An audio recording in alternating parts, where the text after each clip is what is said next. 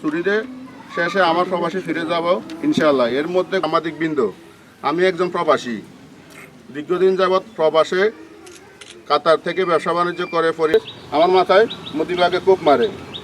হোটেলের কোপে আমি মাটিতে লুটিয়ে পড়ে গেলে আমার আপন ছোট ভাই আনোয়ার রশিদ বাবু এগিয়ে আসে। এ সময় ক্ষিপ্ত আবু বকর তাইনি কুড়াল দিয়ে অজুহাতে বেতন মারধর করে।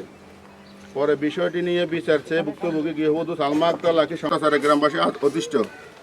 বিষয়টি সুস্থ সমাধানের লক্ষ্যে মাদক সামগ্রী আসামিদের গ্রেপ্তার করে দৃষ্টান্তমূলক শাস্তি নিশ্চিত করা।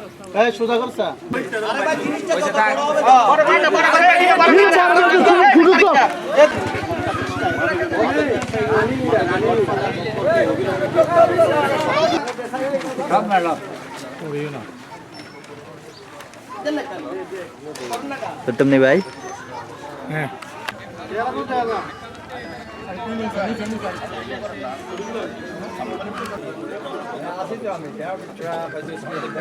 আমি আসি নাই রে অনেক এটা করি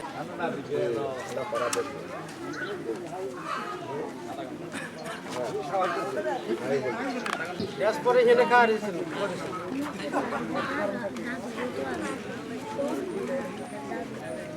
বাচ্চাগুলো অর্ডার করতে হ্যাঁ সন্ধি করে